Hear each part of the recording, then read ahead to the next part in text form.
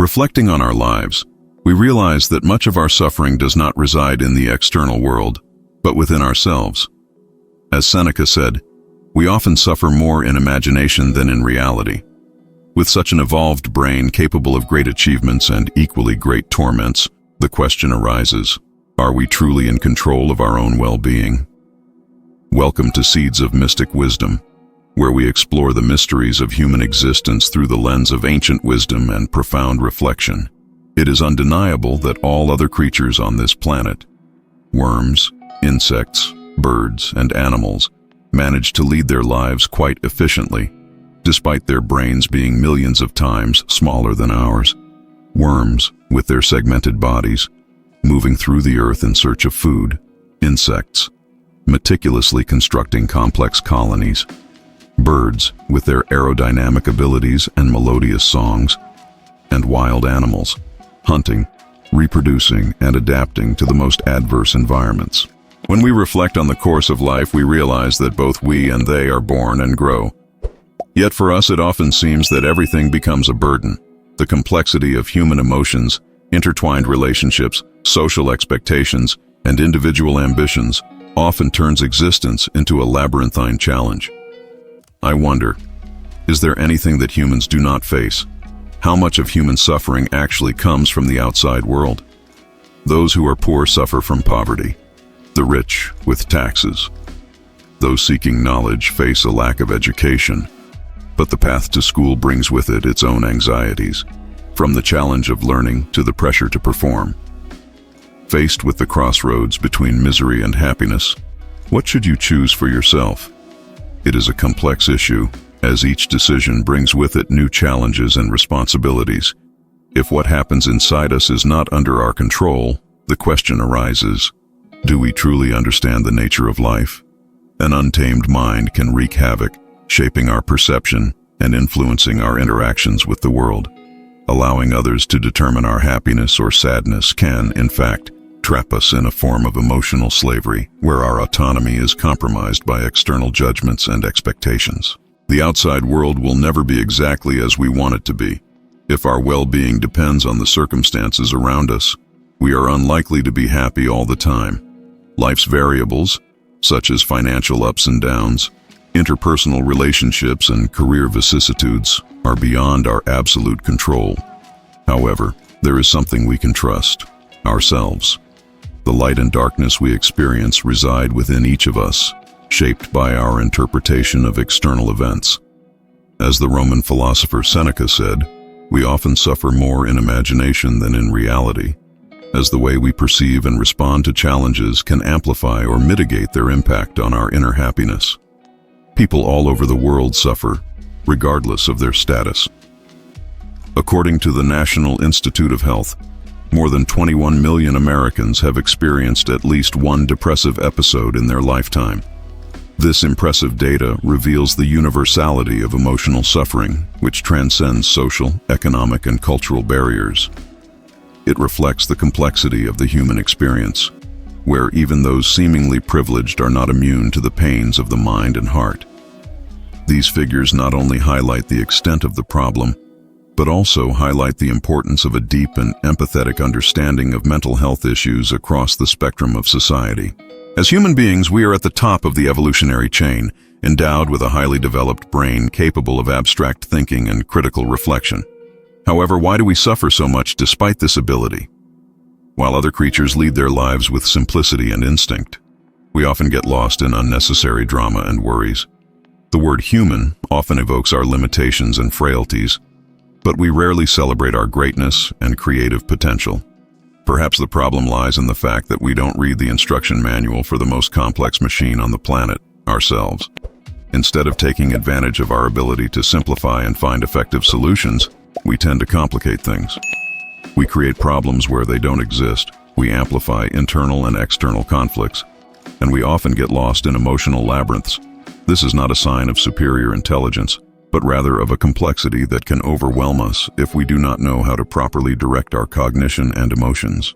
We have the most evolved neurological system on the planet, capable of feeling, experiencing, and expressing at unparalleled levels. In our brains resides the ability to create art, solve complex problems, form deep emotional bonds, and contemplate the universe around us in deeply reflective ways. However, paradoxically, no other being suffers as much as humans. After all, this internal supercomputer not only processes information, but also allows us to experience a vast array of complex emotions and thoughts that can both uplift and torment us. Do you agree that the human brain is the most sophisticated gadget there is? It is as if we have an extraordinary tool that, when used well, can take us to unimaginable heights of achievement and understanding. However, when misdirected or overwhelmed by the pressures and expectations of modern life, it can become a source of intense mental and emotional suffering. It is this duality that defines our human experience. The ability to be great and at the same time vulnerable to our own inner creations. I wonder, what don't human beings face? If they are poor, they suffer from poverty. If they are rich, with taxes. Lack of education brings suffering, and being at school also brings challenges. Unmarried, they suffer from loneliness and social pressures. Married, deal with the complexities of relationships. Without children, they feel a lack of purpose. With children, face the daily responsibilities and concerns of parenthood. If we offer death as an escape, would they accept it willingly? The irony is that even this extreme solution can bring more suffering as we face the fear of the unknown and the emotional impact on loved ones. So, what are we really up against? When was the last time someone physically attacked us? Most of our suffering does not come from outside. It is generated internally by our own thoughts, emotions, and perceptions of reality. Whether sitting or standing, there is always something that causes us pain, be it an unresolved conflict, an unmet expectation, or incessant self-criticism. We are, in fact, dealing with our own complex psychological processes, often inadvertently creating and perpetuating our own suffering. This is a universal and deeply human challenge, one that demands self-awareness and understanding to find healthy ways to navigate life.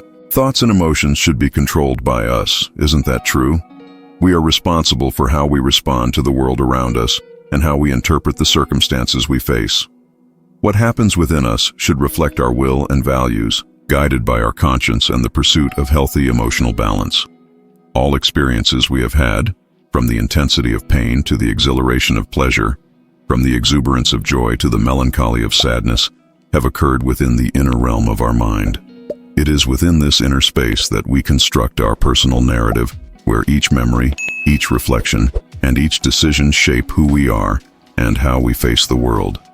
Anguish and ecstasy, like light and darkness, are deeply personal and internal experiences.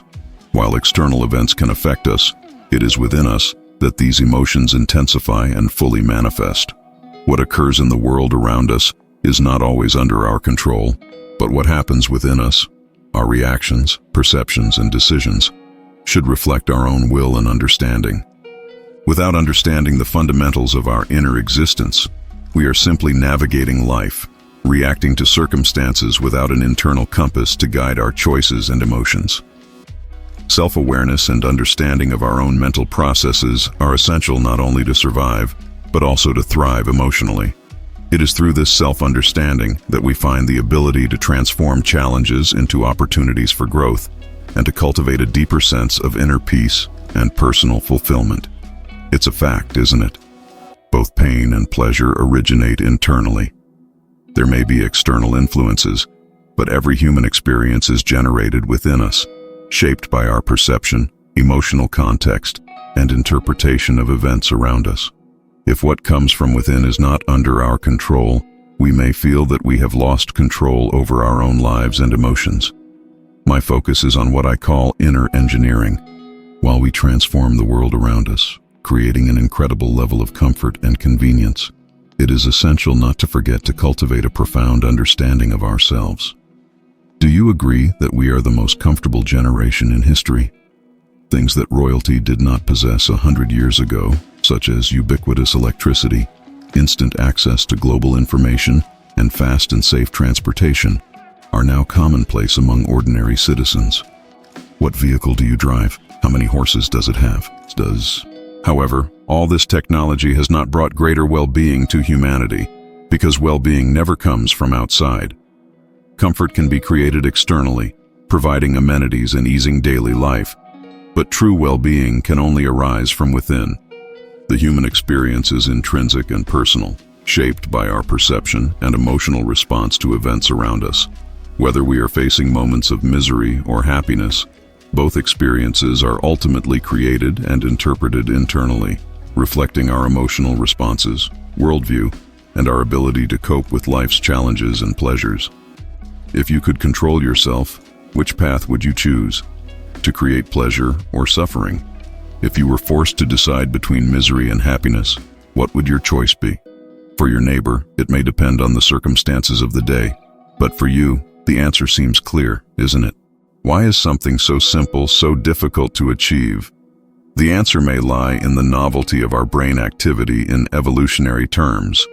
Our incredible ability to think, reflect, and feel deeply is a relatively recent development compared to the long history of life on Earth. While our brains have evolved to equip us with a diverse range of emotions and complex thoughts, this same capacity also exposes us to unique challenges.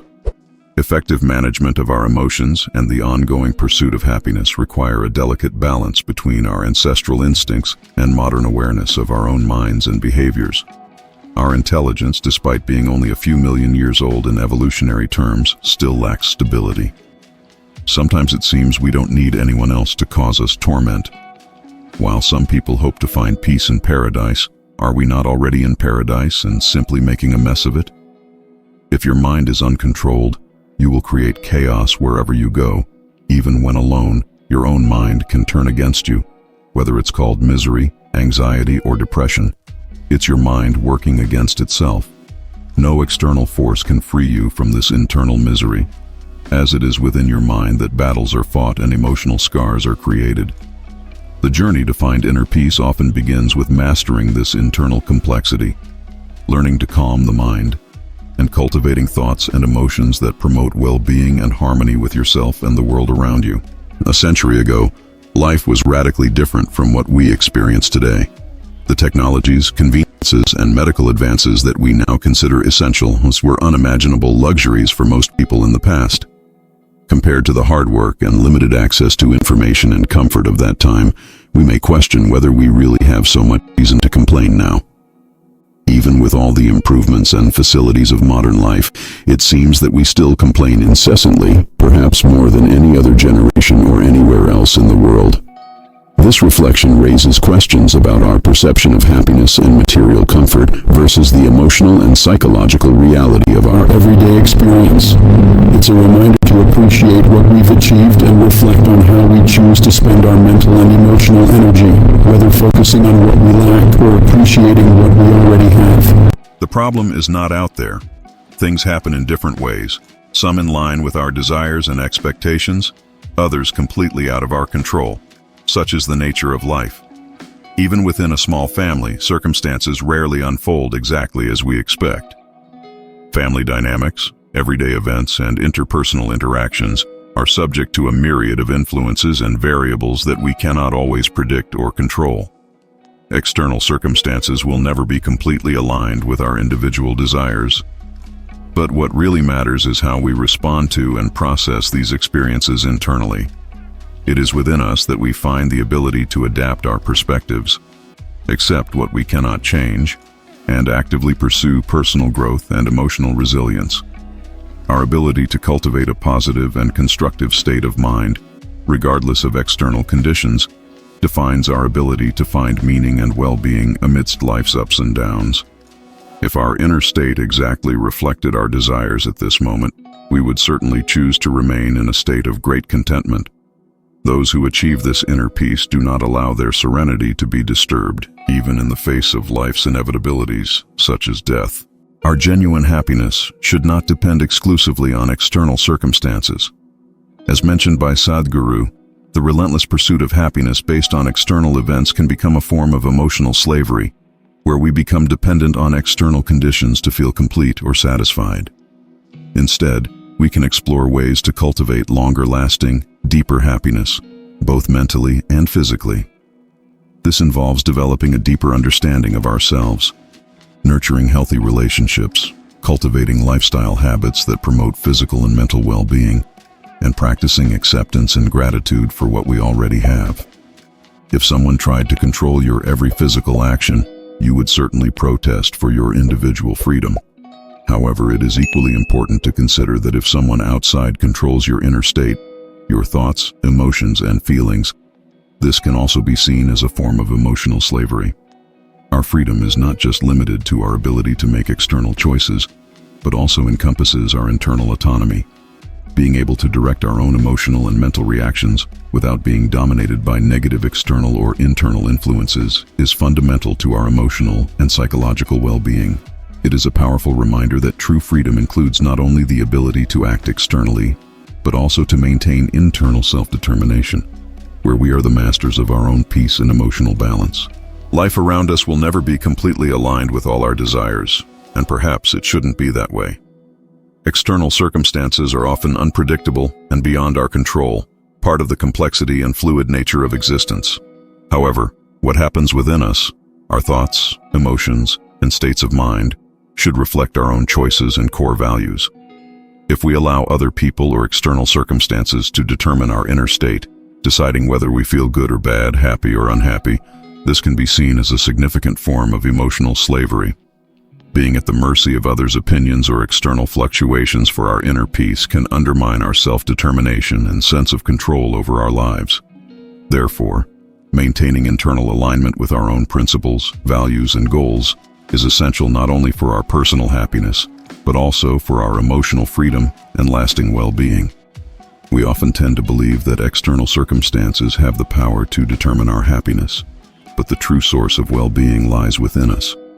While external comforts may offer convenience and momentary pleasure, they do not guarantee a state of lasting well-being.